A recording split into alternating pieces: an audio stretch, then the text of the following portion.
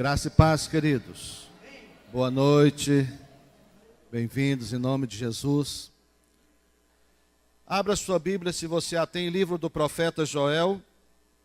Nesta noite eu quero compartilhar o livro do profeta Joel. Obrigado, querida.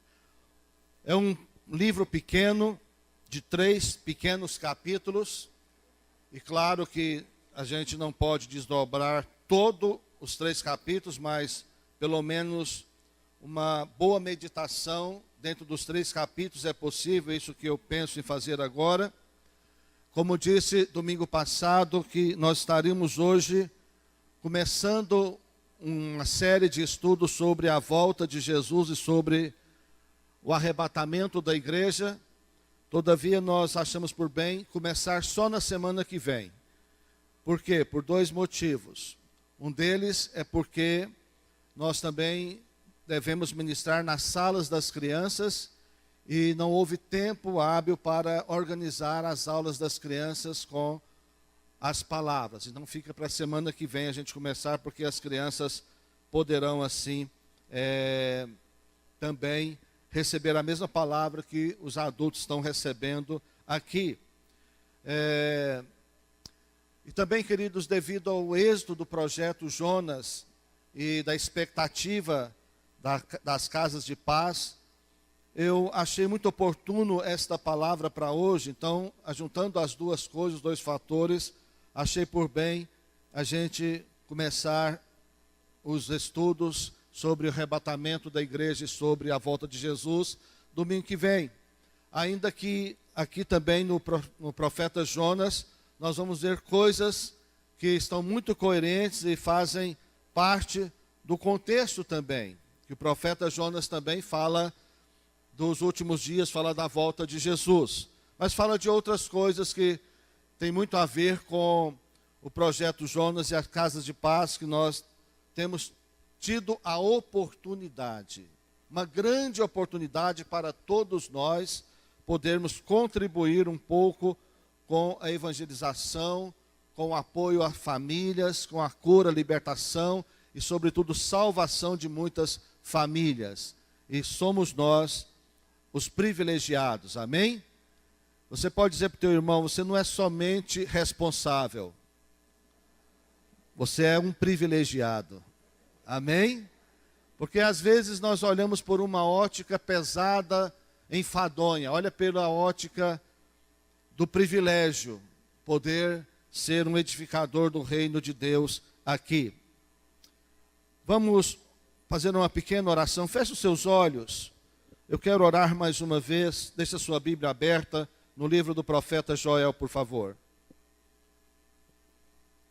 Pai querido, mais uma vez, Senhor, nós te damos graças por esse momento tão precioso, por tua palavra escrita e por tua palavra revelada. Espírito Santo, nós queremos te pedir, ajuda-nos, ministra a nós nesta noite. Espírito Santo, que ministremos juntos, Senhor. Seja eu um instrumento e seja o Senhor a inspiração, a unção, a graça e a sabedoria. Pai amado, que a tua palavra seja hoje plantada no nosso coração, na nossa mente e no nosso espírito, Senhor, de maneira que ela possa germinar, possa florescer, possa frutificar, meu Deus e meu Pai, para a glória do teu nome. Ajuda-nos, ó Deus, a receber a tua palavra em nome de Jesus. Amém? Glória a Deus, aleluia. Mantenha a sua Bíblia aberta. O profeta Joel, ele fala de alguns períodos. Ele fala de um período que o povo estava vivendo. Ele fala de um período que a humanidade viveria. E fala de um período final dos tempos, que nós chamamos de escatológico, ou da volta de Jesus, ou chamamos também, às vezes, de fim do mundo. A Bíblia nos ensina que nós, o apóstolo Paulo usa essa expressão, nós, os que estivermos vivos, seremos arrebatados. Mas aqueles que morreram se nós também estivermos mortos na época, ressuscitarão primeiro. Queridos, a vida cristã, ela não é uma vida limitada aqui à terra. Embora que na terra nós tenhamos a oportunidade de edificação, de aprendizado, de salvação, de crescimento, de serviço, de instalação do reino de Deus, mas a vida eterna, ela está sendo preparada a um lugar. A Bíblia chama de novo céu e nova terra. Haverá um novo céu e haverá uma nova terra para aqueles que são salvos. E o profeta Joel começa falando da situação que estava a nação. Ele fala de coisas que estavam acontecendo, fala de coisas que aconteceriam e falam das coisas mais do final também. E eu acho muito interessante nós pensarmos nesta palavra, haja vista que nós estamos nesse momento inusitado do projeto Jonas e do projeto Casas de Paz, e que Deus nos tem dado muito êxito. Fomos surpreendidos com a resposta dos irmãos, surpreendidos com o trabalho dos irmãos, com as respostas das pessoas que foram visitadas. Os irmãos enfrentaram situações às vezes adversas, pessoas não quiseram abrir a porta, não quiseram atender, pessoas praticamente mandaram alguns irmãos embora, mas isso faz parte, nós avisamos que isso poderia acontecer. Jesus nos avisou sobre isso, mas graças a Deus, todos tiveram êxito, né? Todos conseguiram cumprir o propósito. Talvez não alcançaram o número de casas de pessoas, mas o número alcançado, queridos, foi um número extraordinário para nós. Então é muito bom a gente saber disso e ver isso. O êxito do projeto Jonas, nos adiantando ao projeto Casa de Paz. Nós começaríamos a partir de agosto, temos que começá-lo agora, já estamos num processo de trabalho, terça-feira vamos falar mais no Redil sobre isso. Nessa semana já reunimos toda a liderança para conversarmos sobre isso. A liderança que eu falo, parte da liderança, disse toda, mas foi parte da liderança, os líderes de redes, e foi muito bom nós encontrarmos assim um entendimento, e todos nós entendemos que é um privilégio, que é uma oportunidade, e que também é um desafio. E desafio é para ser enfrentado e para ser superado, amém? Deus permite isso para nós, isso é muito bom. E nesse pequeno livro de 3 capítulos, Deus exorta e convence o povo da sua real situação, da situação da humanidade. E também convence e os chama para a unidade, para a concordância.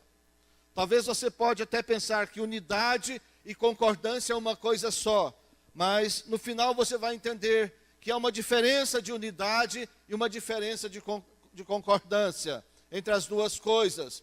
E Deus leva esse povo, através da palavra do profeta Joel, a entender que esse povo precisava de unidade, mas também precisava de concordância. E, sobretudo, precisava entender, queridos, a real situação da humanidade. Nós precisamos ter essa percepção de como está a humanidade. Nós precisamos perceber isso, e não só perceber, mas também precisamos sentir com o coração de Deus como está a humanidade. Como a humanidade está perversa, como a humanidade está perdida, como a humanidade está carente da presença de Deus, do amor de Deus, da glória de Deus. E se nós não amarmos esta humanidade, quem é que vai amar, queridos? Pois Jesus nos amou, diz a Bíblia que Jesus nos amou primeiro, Jesus nos perdoa, Jesus nos salva, e nós fazemos parte desta humanidade. Nós temos o mesmo DNA, nós temos a mesma raiz, a mesma origem, a mesma herança. Mas se nós fomos alcançados, nós agora precisamos alcançar. Por isso o apóstolo Paulo dizia que ele olhava para o alvo, que ele não olhava para trás, não olhava para as coisas passadas, não olhava para os problemas, para as circunstâncias, nem pelo que já passou, mas olhava para a frente, para o alvo, e ele perseguia aquele alvo, porque ele foi chamado, salvo para aquilo. E ele continuaria daquela forma. E aqui nos 3 capítulos de Jonas, nós vemos Deus trabalhando com esse povo para uma grande mudança no cenário da humanidade. Uma grande mudança no cenário da humanidade. Se há uma instituição que pode influenciar a humanidade, essa instituição se chama igreja. Não estou falando de religião. Estou falando de um povo que é verdadeiramente comprometido com Cristo Jesus. Não estou falando de gente que frequenta igreja, não. Não estou falando de gente que é membro de igreja, não. Eu estou falando de gente que verdadeiramente é comprometida com Cristo Jesus. De gente que assumiu a sua postura de cristão, que entendeu o plano da cruz, que se arrependeu dos seus pecados, que entregou-se a Jesus e agora ama a Deus. E por amar a Deus, ama também as pessoas por quais Deus, o próprio Cristo Jesus, morreu. Não há, queridos, outra instituição, não há outro recurso na terra. E Deus conta com a igreja. Está no plano de Deus para a mudança, é a igreja. Então a própria igreja é a responsável, mas ao mesmo tempo é a privilegiada. Porque a Bíblia diz que os anjos queriam entender esse processo, queriam participar desse processo, mas não foi dado aos anjos esta oportunidade, e foi dada à igreja, foi dada a nós. Amém, queridos? É privilégio ou não é? Claro que é. No capítulo 1, no versículo 4, relata-se uma crise nacional muito grande. Nós podemos identificar no momento a nossa nação. Claro que a maioria das nações da terra, mas nesse tempo era Israel que estava passando por esta crise nacional. E hoje nós passamos por uma crise nacional também, em todos os aspectos. Versículo 4. O que deixou o gafanhoto cortador, comeu o gafanhoto migrador. O que deixou o migrador, comeu o gafanhoto devorador. O que deixou o devorador, comeu o gafanhoto destruidor. O profeta faz alusão a uma praga de gafanhotos. 4 níveis de gafanhotos. E para aquele contexto, ele sabia muito bem o que representava isso. A lavoura estava sendo destruída. Vocês sabem que gafanhoto era uma das 10 pragas lá do Egito. E Deus usa o profeta para falar. Da mesma forma agora, vem esse grande exército de gafanhotos para destruir. Gafanhotos também é uma figura de demônios. E vem para destruir uma nação toda. E vem para acabar com uma nação toda. E se você pensar um pouquinho, você pode aqui fazer um paralelo com o Brasil. E possivelmente você vai aprender vai lembrar de algumas situações desse país. Sabe, queridos, existe uma situação espiritual. Eu não estou defendendo de maneira alguma quem foi instrumento de Satanás como gafanhoto para destruir a economia dessa nação. E não só a economia, mas muitas áreas dessa nação. As famílias estão destruídas, muitas delas, claro, não todas. Mas o conceito familiar mudou-se demais da nossa nação. Mudou-se o conceito de honra, mudou-se o conceito de moral, de caráter na nossa nação. Ou talvez nem mudou, talvez nós nunca tínhamos de fato, de verdade, achávamos que tínhamos, não é? Sabe? Mas uma coisa é certa, Deus permitiu que um exército viesse também contra a nossa nação. Mas há solução para isso. Uma crise material, uma crise espiritual, uma crise econômica, crise social, crise em todos os aspectos. Porque Deus permitiu, queridos. Porque Deus permitiu. Mas no versículo 14, Deus mostra o caminho para reverter esse quadro tão caótico que o povo se encontrava. Promulgai um santo jejum, convocai uma assembleia solene, congregai os anciãos, todos os moradores dessa terra, para a casa do Senhor vosso Deus, e clamai ao Senhor, clamai ao Senhor. Olha a solução aqui, queridos, é ir para a presença do Senhor e clamar ao Senhor. E quem é que pode fazer isso? Quem é que pode fazer isso, querido, se não for a igreja? Se não for os salvos, se não for aqueles que têm entendimento, revelação da presença, da vontade de Deus, quem é que pode jejuar por uma nação? Quem é que pode jejuar por pessoas pecadoras? Quem é que pode orar, clamar e chorar por pessoas que não querem Deus? Mas quem é que pode amar essas pessoas, se não for quem foi amado por Jesus Cristo?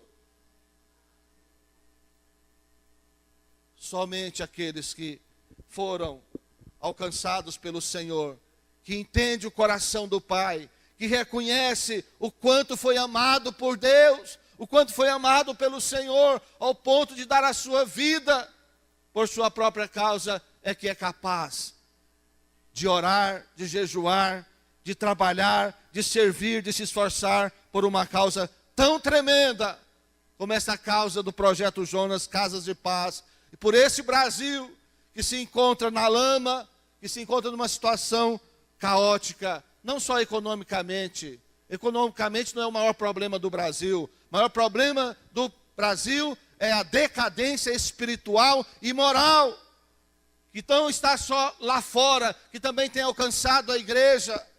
Decadência espiritual e decadência moral tem invadido os lares dos cristãos e daqueles que se chamam de povo de Deus. Mas no capítulo 2 suscita um povo organizado e muito comprometido com o reino de Deus. No capítulo 2, do versículo 1 ao 8, está escrito assim: tocai a trombeta em Sião, e dai voz de rebate ao meu santo monte, no meu santo monte. Perturbem-se todos os moradores da terra, porque o dia do Senhor vem, já está próximo. É para tocar trombeta. Tocar a trombeta significa falar, mas vai incomodar. Deus está mandando perturbar, não é incomodar, é perturbar mesmo. É perturbar o pecador mesmo. Não precisa ficar com medinho de bater na porta de uma casa ou de falar para alguém que a pessoa vai se aborrecer. Não. É melhor aborrecer uma pessoa do que aborrecer a Deus ou não. É a oportunidade, e muitos foram aborrecidos, mas muitos também se decidiram, se converteram e hoje são homens e mulheres de Deus. Dia de escuridade e densas trevas, dia de nuvens e negridão, como a alva por sobre os montes, assim se difunde um povo grande e poderoso, qual desde o tempo antigo nunca houve, nem depois dele haverá pelos anos adiante, de geração em geração. Eu quero fazer parte deste povo poderoso. E você? Versículo 3, à frente dele vai fogo devorador, atrás chama que abrasa, diante dele a terra é como um jardim do Éden, mas atrás dele um deserto assolado, nada lhe escapa. Versículo 4, a sua aparência é como a de cavalos, e como cavaleiros assim correm. Claro que usou a figura de cavalos, porque naquela época o cavalo era o veículo mais rápido, mais veloz, mais forte, mais poderoso para a guerra. Os que não iam a cavalo iam a pé, mas os que iam a cavalo levavam vantagens. Hoje seriam aviões potentes, seriam mísseis, seriam outras coisas, outras figuras de linguagem. Deus usaria através do profeta. Mas fala de velocidade, fala de força, fala de dedicação. Versículo 5, estrondeando como carros, vem saltando pelos cimos dos montes, crepitando como chamas de fogo que devoram restolho, como um povo poderoso posto em ordem de combate, aleluia, amém? Versículo 6, diante deles tremem os povos, todos os rostos empalidecem. Versículo 7, correm como valentes, como homens de guerra, sobem muros e cada um vai no seu caminho e não se desvia da sua fileira. Versículo 8, não empurram uns aos outros, cada um segue o seu rumo, arremetem contra lanças e não se detém no seu caminho. Esse é um povo poderoso que está sendo levantado por Deus. E eu quero fazer parte desse povo, povo valente, um povo de guerra, de batalha espiritual, um povo esperto, um povo destemido. E este povo é um povo também muito organizado. É um povo muito educado, é um povo muito respeitoso. Cada um segue o seu rumo. Cada um segue o seu rumo. Ninguém empurra ninguém. Ninguém toma lugar de ninguém. Todo mundo respeita todo mundo e é uma bênção. Versículo 3,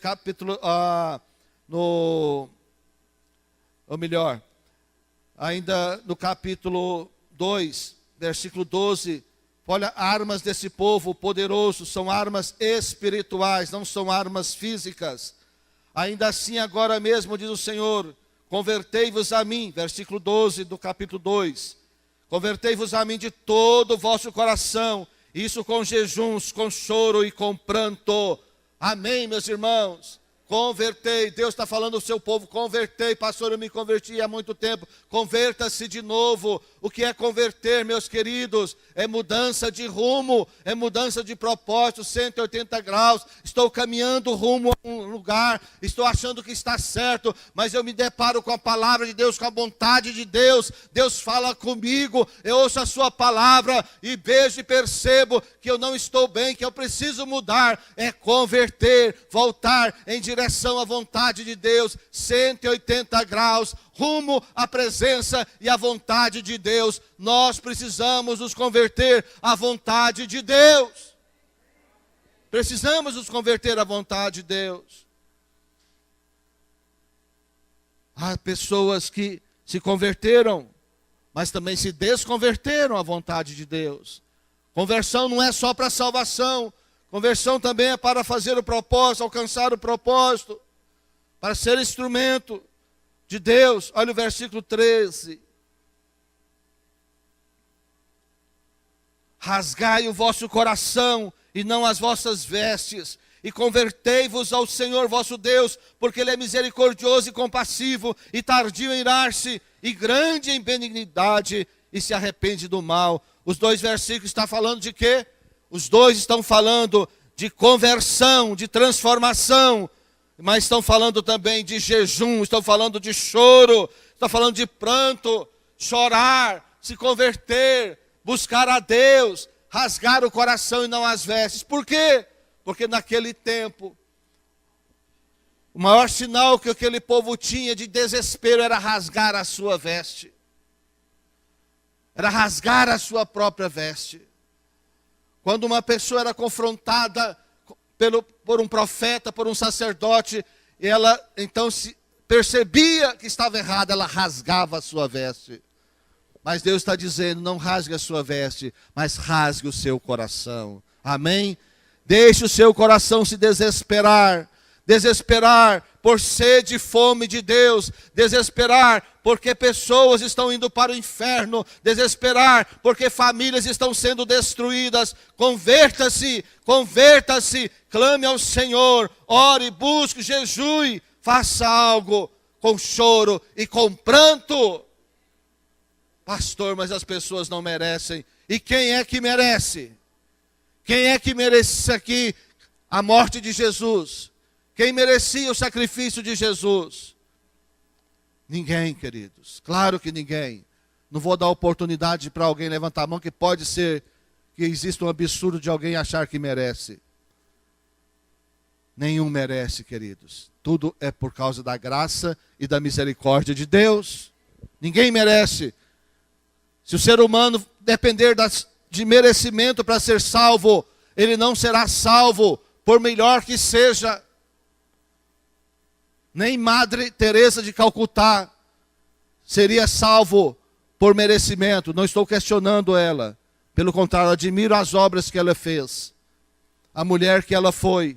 Mas não são as obras dela que dá a ela a salvação. Se ela foi salva, eu não sei. Se ela foi por causa da graça e da misericórdia de Jesus. As obras foi apenas uma resposta que ela deu ao entender o propósito de Deus, a entender o que Cristo fez por ela. Então ela se deu para a humanidade. E às vezes nós achamos que servir a Deus não é isso. Servir a Deus é isso, querido, entregar-se para Deus e para a humanidade, que não merece de forma alguma, mas essa é a vontade de Deus. E queridos, a nossa força não está simplesmente no que sabemos e conhecemos, mas a nossa força está em uma outra coisa. Vamos ler do versículo 15 ao 17. Tocai a trombeta em Sião, promulgai um santo jejum, proclamai uma assembleia solene, congregai o povo, santificai a congregação, ajuntai os anciãos, reuni os filhinhos e os que mamam, saia o noivo da sua recâmara e a noiva do seu aposento. Chorem os sacerdotes, ministros do Senhor, entre o pórtico e o altar, e orem. Poupa o teu povo, ó Senhor, e não entregues a tua herança ao opróbrio, para que as nações façam escárnio dele, porque não hão de dizer entre os povos, onde está o seu Deus? Deus repete várias vezes: jejum, oração, clamor, assembleia solene, congregai, congregai, santificai, santificai, ajuntai, todos e várias classes de pessoas. E aqui não está simplesmente falando de uma classe, que está falando de ancião. Nesse contexto, ancião eram os homens idosos da época. As mulheres idosas da época não eram pessoas jovens, porque alguns acham que fazer a obra de Deus é para jovem. Ninguém é velho demais que não possa fazer. Ninguém é velho demais que não possa fazer. Nós tivemos da célula da irmã Luzimar. Está aí, irmã Luzimar? Irmã Luzimar não está? Ela lidera uma célula, e a célula, a grande maioria das pessoas idosas, se não todos, a maioria, não são todos, mas foi muito lindo. Saíram algumas irmãs formando duplas ou uma equipe de trio, não sei, mas de cabeça branquinha, e foram nas casas e fizeram o que deviam fazer. Isso é lindo, queridos, isso é muito bom, não é? Mas também foram jovens, foram adolescentes, foram crianças também. Foram pessoas de toda a faixa etária, cumprindo o propósito e a ordem de Jesus de ir e pregar o Evangelho. Aqui fala para o povo em geral, fala para os sacerdotes, fala para os filhos, até os que mamam. O noivo que estava em lua de mel na sua recâmara, para sair e entrar no trabalho do Senhor. Era muito forte essa palavra, queridos. E dizendo para os sacerdotes chorarem. Precisa chorar, queridos. Está faltando choro, está faltando lágrimas. Está faltando choro, está faltando lágrimas. Porque a nossa força não é física. A nossa força, ela vem no momento em que nós nos quebrantamos na presença de Deus. É na nossa fraqueza que temos força. Quando sentimos muito fortes, nós somos fracos. Paulo dizia isso. Quando sou forte, sou fraco, mas quando sou fraco, fico forte. Quem se acha muito forte, muito poderoso, muito capaz, muito autossuficiente, está correndo um grande risco de não fazer nada que agrade a Deus. Mas aquele que se quebranta diante de Deus e que reconhece que sem a graça, que sem o amor, que sem a misericórdia, que sem a unção não pode fazer nada. Esse é o coração contrito e quebrantado. E o salmista diz que a esse Deus não abandona. Deus não nega nada a ele. Mas Deus, queridos, trabalha conosco e quer restituir a nós muitas coisas. Deus quer restituir e Deus quer trazer a nós provisão. Restituição e provisão. Quando se fala de restituição, nós pensamos só em coisas materiais. Deus restitui também coisas materiais, mas há coisas que nesse tempo precisam ser restituídas, que são as coisas espirituais. Precisa ser restituído o temor a Deus, precisa ser restituído o respeito a Deus, precisa ser restituído a fome e a sede pela palavra de Deus, precisa ser restituído o interesse de orar, o interesse de ler a Bíblia, de servir a Deus, de fazer algo para Deus. Precisa ser restituída a paixão pelas almas que se perdem, porque nós estamos muito no automático, estamos muito na carne, estamos muito naquilo que nós já sabemos fazer, e não temos dependido tanto de Deus. E se não dependemos de Deus, dependemos de nós. E por nós mesmos nós não vamos fazer, queridos. Ou Deus faz, ou não será realizado. Amém? Nós devemos ser um instrumento. Versículo 23 do capítulo 2 ainda. Alegrai-vos, pois, filhos de Sião, regozijai-vos no Senhor vosso Deus, porque Ele vos dará em justa medida a chuva, fará descer como outrora a chuva temporã e a serôdia. As eiras se encherão de trigo, e os lagares transbordarão de vinho e de óleo. Restituir-vos-ei os anos que foram consumidos pelo gafanhoto migrador, pelo destruidor e pelo cortador, o meu grande exército que enviei contra vós outros. Comereis abundantemente, e vos fartareis e louvareis o nome do Senhor vosso Deus, que se ouve maravilhosamente convosco, e o meu povo jamais será envergonhado. Deixa eu dizer para vocês só o versículo 25, em função do nosso tempo. Restituir-vos-ei os anos que foram consumidos pelo gafanhoto migrador, pelo destruidor e pelo cortador, o meu grande exército que enviei contra vós outros. A quem pertence esse exército destruidor? A Deus. A Deus.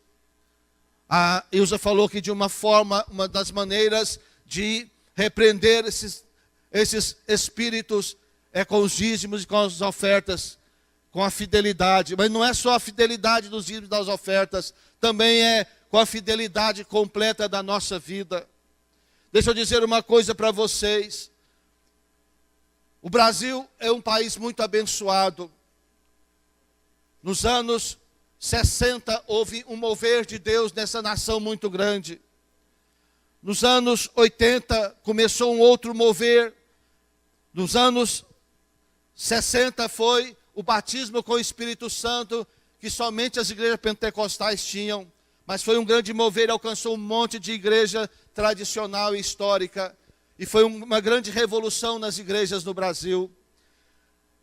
Houve um tempo que se esfriou, mas nos anos 80, novamente houve um grande mover de Deus. Aí esse mover veio com louvor, adoração e muita revelação da palavra de Deus.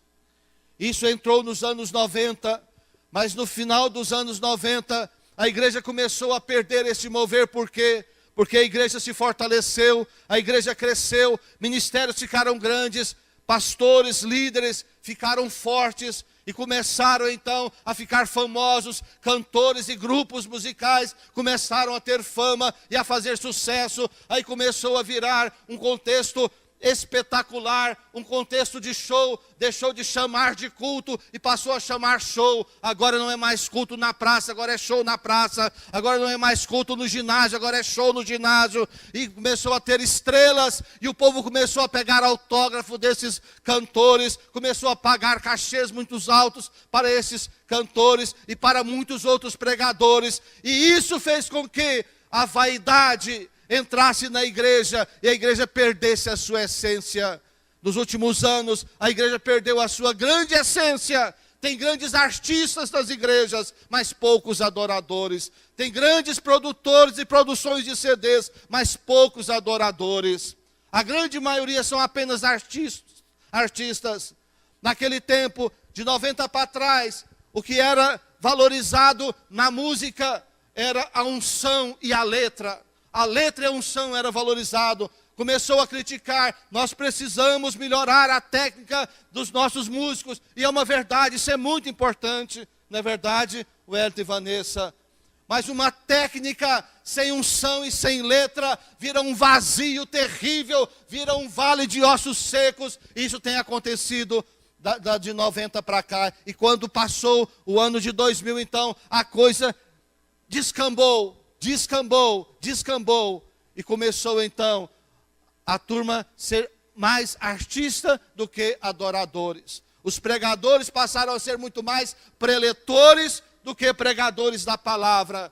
E a técnica entrou, mas perdeu-se muito da unção e muito da qualidade de letra. Porque as letras eram genuinamente experiências que as pessoas tinham com Deus. Era diferente do artista, porque o artista, o poeta, qualquer hora ele faz uma letra. Qualquer hora, um músico, um maestro, ele pode compor uma música, uma melodia. Mas quando ela é inspirada de Deus, o efeito é diferente, queridos. E sabe de uma coisa? Deus quer restituir isso na igreja. E a igreja, por perder isso, deixa eu dizer uma coisa. Deixa eu dizer uma coisa para vocês. A igreja tem grande culpa na situação do nosso país. A igreja tem grande culpa, porque a igreja parou de orar, a igreja parou de adorar, a igreja parou de pregar, a igreja parou de fazer o que tinha que fazer. A igreja perdeu a santidade. E a igreja virou um lugar de buscar algo de Deus, de negociar com Deus. E está assim de igreja, que são verdadeiras mesas de negócios.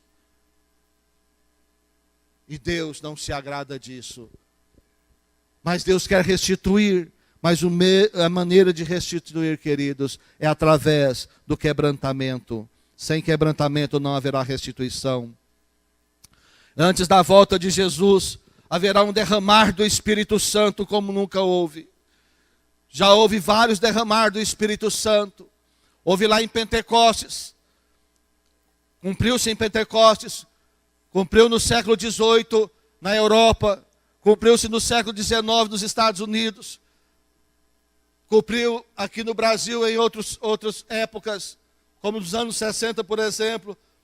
Nos anos 70, cumpriu-se no Brasil. Mas deixa eu dizer uma coisa. A qualquer momento, Deus pode suscitar alguém que ore e que realmente busque a sua presença e que ame a sua presença, que tenha sede e fome da sua presença. É muito sério isso, queridos. Deixa eu dizer uma coisa, você pode estudar, ler e ouvir na internet muita coisa boa. Mas se você não tiver o seu tempo pessoal com Deus, não terá o mesmo efeito na sua vida. Não terá o mesmo efeito na sua família. Não dependa, eu mesmo estudo muito pela internet.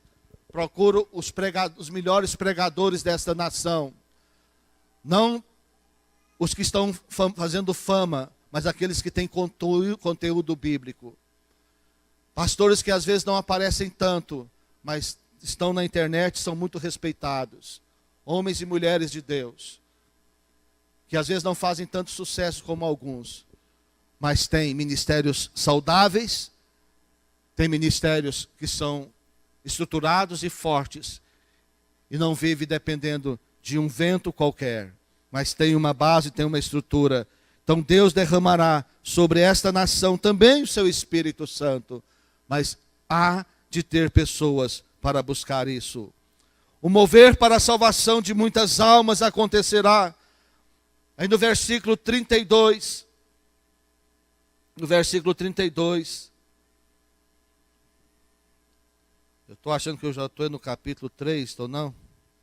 É 2 mesmo, 32, 32. A parte A diz assim: e acontecerá que todo aquele que invocar o nome do Senhor será salvo. Está no capítulo 2 ou 3? Capítulo 2. Parte A. E acontecerá que todo aquele que invocar o nome do Senhor será salvo. Preste atenção, salvação de almas tem que ser gerado. Salvação de almas é um novo nascimento. A pessoa tem que nascer de novo. E para nascer precisa ser gerado. E para ser gerado precisa de um processo. Da mesma forma que gera uma pessoa naturalmente, biologicamente falando, se gera também espiritualmente. Há um preço para gerar, há um preço para criar, há um preço para manter. Só quem é pai e mãe sabe disso. Tem os momentos prazerosos, mas tem os momentos de altíssimo preço. Sim ou não, Hugo? Ser pai de 3 moças, hein? É um prazer, é uma alegria, um privilégio. Mas também há um preço, queridos. Há um preço. E para gerar filhos para Deus, gerar filhos espirituais, também há um preço. Não se gera filhos, não se gera gente para o reino de Deus sem um preço. Tem que se pagar um preço.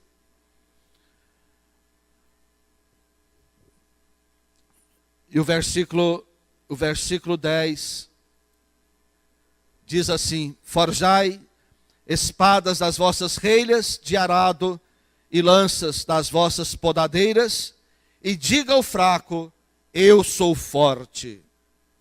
Mas não é para dizer assim, só da boca para fora. É para dizer o fraco que transformou os seus instrumentos aqui, no contexto de instrumentos de trabalho, em armas de guerra.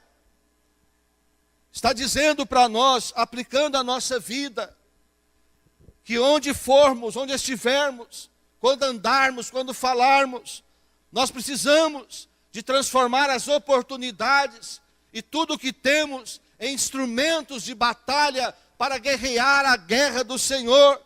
E não se sinta fraco, mas se você já fez isso, se você dedica a Deus tudo que você é, tudo que você tem, você pode dizer, eu sou forte. Porque a sua força vem do Senhor, a sua força não está naquilo que você é, naquilo que você tem, mas naquilo que você recebeu do Senhor. Amém? Aí que faz você ser um forte. E para nós, queridos, o projeto Jonas e agora o projeto Casas de Paz são para nós uma oportunidade que precisávamos. E eu quero dizer para vocês que não basta ter unidade, necessitamos ter concordância. Amém? Em Gênesis 11:6, quando o povo que não estava fazendo a vontade de Deus, mas se uniu e concordou em fazer uma coisa, só que eles esqueceram de buscar a concordância em Deus. Entre o povo estava acordado de construir uma torre, construir uma cidade. E Deus disse o que ali? Embora aquele povo estivesse fazendo uma coisa contra a vontade de Deus, disse: o povo está unido, o povo fala a mesma língua, e tudo o que eles intentar fazer agora, nada será impossível para eles. Entende isso, queridos? Nós podemos fazer qualquer coisa, mas se estiver contra a vontade de Deus, faltou a concordância de Deus. Nós temos que estar entre nós em concordância, mas temos que estar em concordância com Deus também. Ali Deus não permitiu, Deus entrou no assunto, porque Deus não estava de acordo. Mas enquanto Deus não entrou, o povo estava fazendo tudo o que queria fazer. Ninguém podia ser objeto de destruição ali, não é? Mas Deus não permitiu. Mas Deus nos ensina que a unidade é fundamental, mas nós precisamos da concordância também. Agora, Deus está de acordo conosco que devemos pregar o Evangelho, ganhar almas e cuidar bem de cada vida. E você não foi bem cuidado, está sendo cuidado só para ser bem cuidado. Está sendo bem cuidado para você cuidar bem de outras pessoas. É para isso que procuramos cuidar uns dos outros. Em nome de Jesus. Amém? Glória a Deus. Aqui eu termino esta palavra e vou orar com vocês em nome de Jesus. Glória a Deus. Amém.